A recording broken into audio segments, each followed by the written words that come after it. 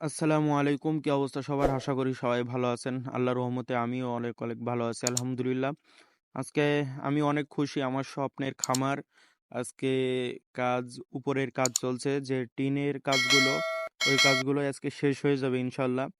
আজকে যে কাজ করবে বাঁশগুলো উপরে সাজিয়ে নিয়েছে প্রথমে।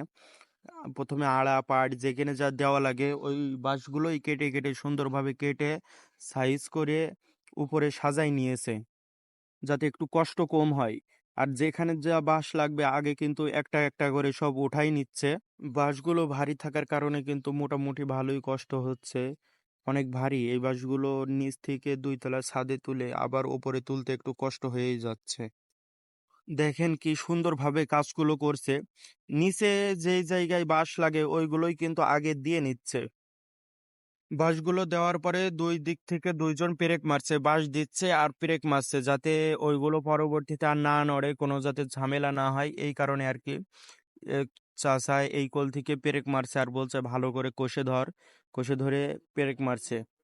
যেহেতু আমার খামারের শেড হচ্ছে 2 তলা ছাদের উপরে, এই কারণে একটু কাজ একটু রিস্ক। তারপরেও কোনো ব্যাপার না, এরা এই কাজেই করে যায়, সব সময় এই কাজই এরা করে বেড়ায়।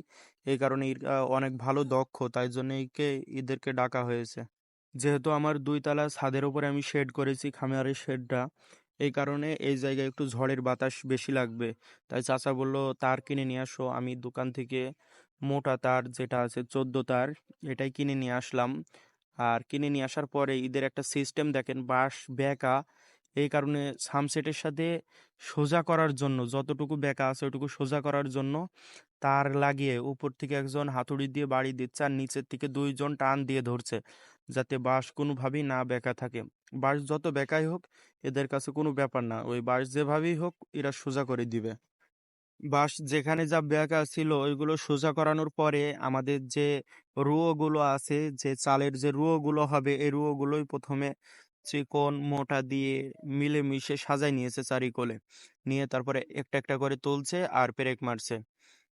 যেহেতু তিনজন কাজে এসছে, একজন নিচ থেকে রুয়োগুলো তুলে দিচ্ছে আর দুইজন, একজন উপরে, একজন মেপে মেপে ভালো করে, যাতে কোনো ছোট বড় না হয় এই কারণে একজন উপরে তুলে দিচ্ছে আর দুইজন করে মেরে নিচ্ছে।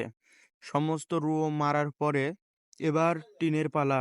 সমস্ত টিন নিচে ছিল ওইগুলোই একে একে একে একে সব উপরে তুলে নিচ্ছে।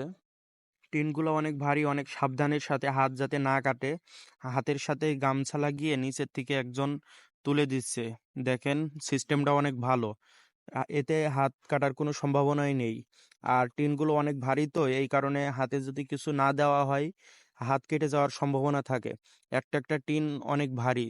সব টিন তোলার পরে যেহেতু একটু কাজ বেশি, মানুষ কম, চাচা আমাকে বললো তুমি স্ক্রুগুলো এগুলো রবার দিয়ে আর পয়সা দিয়ে এগুলো লাগাই দাও, তাহলে আমাদের কাজটা একটু সহজ হবে। এই কারণে আর কি আমিও চাচাদের সাথে একটু হেল্প করছি, যাতে একটু তাড়াতাড়ি হয় আর একটু কষ্টও যাতে ওদের কম হয়।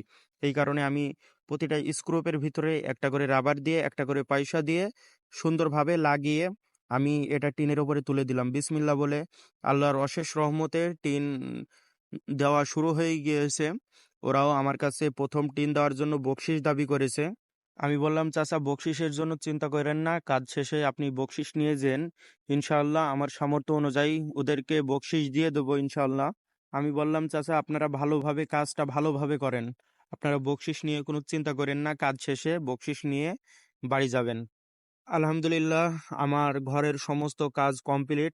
আমি সময়ের অভাবে আমি দেখাইতে পারিনি, তাই দেখেন আলহামদুলিল্লাহ সমস্ত কাজ শেষ। আমার যে এত পরিমাণ ভালো লাগছে এটা বলার কথা না।